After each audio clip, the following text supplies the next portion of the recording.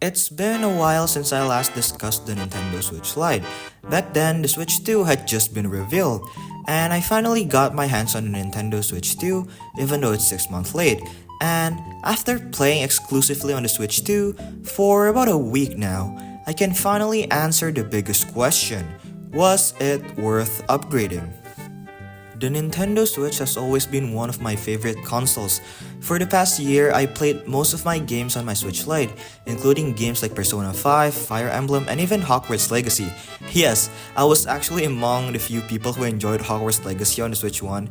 Despite its lackluster graphics, it is actually the experience that is optimized for the Nintendo Switch that gave it like stable FPS. But now, with the Switch 2, there's a clear upgrade. It is powerful enough to support new releases like Assassin's Creed Shadows, which arrives the same year as on other platforms, albeit a few months later. Even games like Resident Evil Requiem and Pragmata will even release on the same day on the Switch 2 as the other platforms, which is honestly an achievement for Nintendo. Alright, so first of all, with the build quality, the Switch 2 feels noticeably more solid than my Switch Lite. It feels sturdier in the hands, and the magnets actually doesn't really creaks or rattles. It defies my expectation really. It definitely feels less like a toy compared to the Switch Lite, since the Switch Lite is made from plasticky plastic, you can say. The Switch 2 feels more like a proper console you can also take with you, although it is obviously more than double in weight compared to the Nintendo Switch Lite. And after a week of throwing it in my bag and using it daily, I have to say, it needs some getting used to because of the size, but after I got used to it, there's actually no problem at all with daily driving the Nintendo Switch 2. It is actually very enjoyable. And up next is the screen, which is probably one of my favorite upgrades the Switch 2 had over the Switch Lite and the original Switch. The HDR is pretty good, but yes, I know, unfortunately it is not an OLED screen. Nintendo will probably capitalize by releasing an OLED model later in the years, but compared to the Lite, it is bigger, brighter, and just easier on the eyes. Colors pop more even if it's not an OLED, the screen looks very vivid in my eyes, text looks sharper honestly, and when you're playing for longer sessions, it genuinely makes a difference compared to the Lite.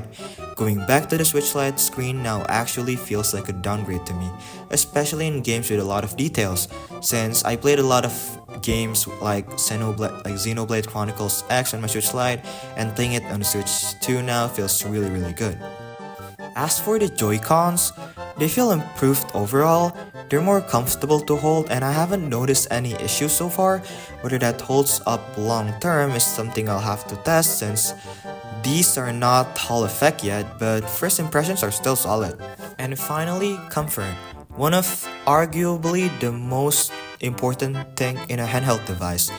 This is the biggest surprise for me actually.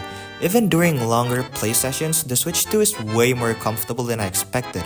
It feels better balanced, I guess, less cramped, and I don't get that hand fatigue as quickly as I imagined I would, cause I was actually having a really nice time playing with the Switch Lite even if I do get hand fatigue. Maybe that's just because the Switch Lite is smaller than the Switch 2, but yeah, overall the Switch 2 is actually really solid. And then overall, after a week, the biggest difference is that everything just feels more refined. It's not a drastic redesign because obviously the Switch 2 is still a successor to the Nintendo Switch. It's not an entirely new console like the Wii U to the Switch, it's just a successor to the Switch. But it's a lot of small improvement that really adds up.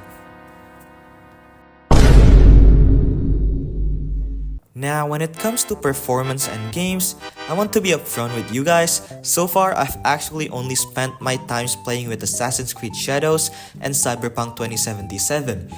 Before you comment at anything, yes, I know it is not a first-party Nintendo games. When people buy Nintendo consoles, they usually wanted to use it for playing Nintendo games, not for third-party games, because why would you? I mean, there's other better options like the PS5 and the Xbox Series X or something. But since I wanted to buy the Switch 2 for the experience of upgrading to like a powerful console, since this is rare for Nintendo to be able to play those AAA games in their consoles. So I wanted to prioritize these games first because I know those Nintendo games will be good anyway. I really wanted to play Tears of the Kingdom and Metroid Prime 4, but I know they're going to be good, so I wanted to feel these games for myself, how the experience of playing these third-party games on the Nintendo consoles would feels like, because this is a first for Nintendo. This is worth trying. So these are actually the results of my test, you could say. So starting with Assassin's Creed Shadows, the performance has been surprisingly solid. I did play it on the PS5 actually when it launched, and on the Switch 2 in dock mode, the graphics isn't that much of a difference, though you're only getting 30 FPS, with occasional dips on heavier area, on more crowded area, on cities and towns in Japan.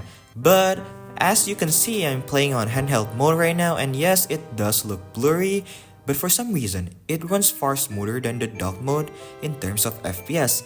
Maybe right now I'm getting somewhere between 30 to 40 FPS, though it could also be above 40 FPS. It just feels really smooth right now playing Assassin's Creed Shadow on my handheld Nintendo Switch 2.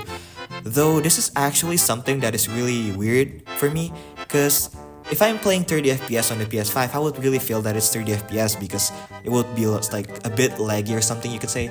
But on the Nintendo Switch, I actually played Assassin's Creed 3 on the Nintendo Switch Lite, and for some reason it felt like it's above 30. It's somewhere around 40 FPS, definitely not 60, but it's also not 30. It's like those Nintendo magic with their console and their third-party games. Somehow they can do that.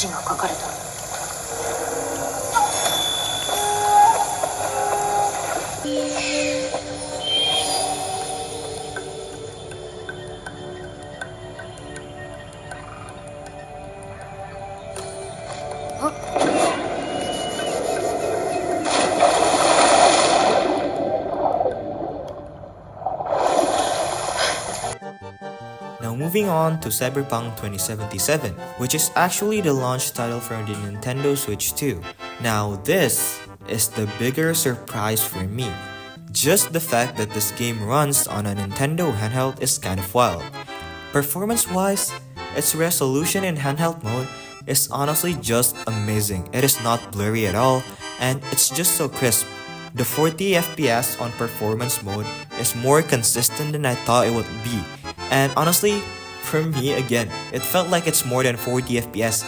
And it's not like I've never played a game that is like higher than 30 FPS. No guys, I have the PS5 and I also have a gaming PC. But yeah, it feels really nice. There are occasional dips, especially in more demanding scenes, but nothing that completely breaks the experience. And after a week, I've gotten used to it, and honestly, it's impressive for what it is.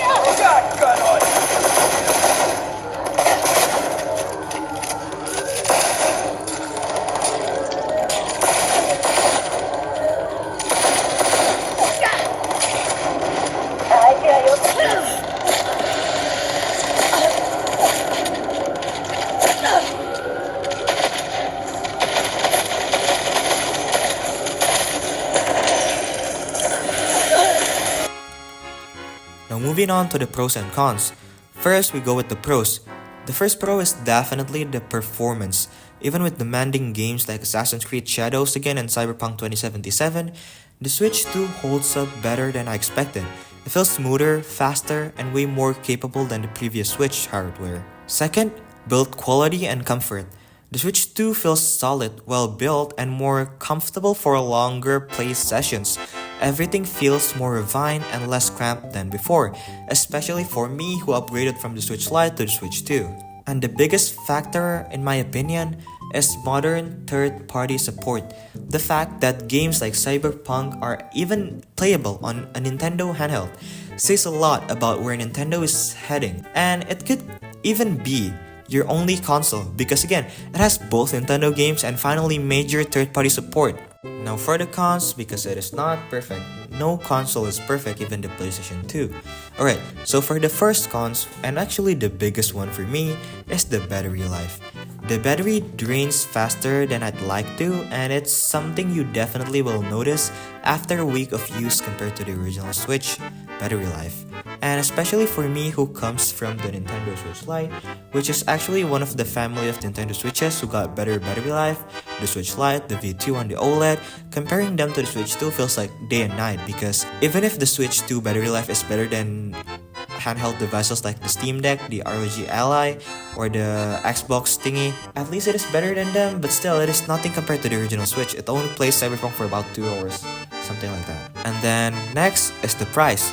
The Switch 2 is clearly more premium, but that also makes it harder to recommend to everyone, especially if you already own a Switch or a Switch Lite, because there's barely any Nintendo Switch 2 games exclusive right now, other than Metroid, Donkey Kong, I guess, and then Kirby and Zelda, but like, maybe in the future, there's more. And another con is the lack of truly new features. Again, it is only the successor of the Nintendo Switch, it's not an entirely new console, so unlike what Nintendo is known for, which is innovation, this is just them refining what they already have. It felt more like a refined upgrade than a bold leap forward, which might disappoint some people, especially the hardcore Nintendo fans who always know Nintendo for their innovations. But I feel like if you're a Nintendo fan, you will already get the Switch Lite and you wouldn't be watching this video. Anyway, yeah. And lastly, something that is really obvious, but it is really a minor thing. It's less portable than the Switch Lite. It's still a handheld, but you could definitely feel the size and weight different if you're used to something that is super compact. But again, compared to its competitor in the market like the ROG Ally again and the Steam Deck, it is still the lightest out of them all and the smallest, so I think that's a plus, and it runs AAA games anyway. So yeah, overall, the pros are strong, but the cons are worth thinking about depending on how and where you play. Right, so that's my review of the Nintendo Switch 2. Maybe I will upload more videos in the future, so no, maybe I will upload more gameplays of the Switch 2 and maybe reviews of accessories or something. So how do you like the Switch 2 so far, especially for those of you who already got it, and maybe for those of you who got it at launch and have had the Switch 2 for 6 months now, and would you recommend it to other people who wanted to buy the Switch 2? Let me know in the comments. That's all from me, see you all next time, goodbye.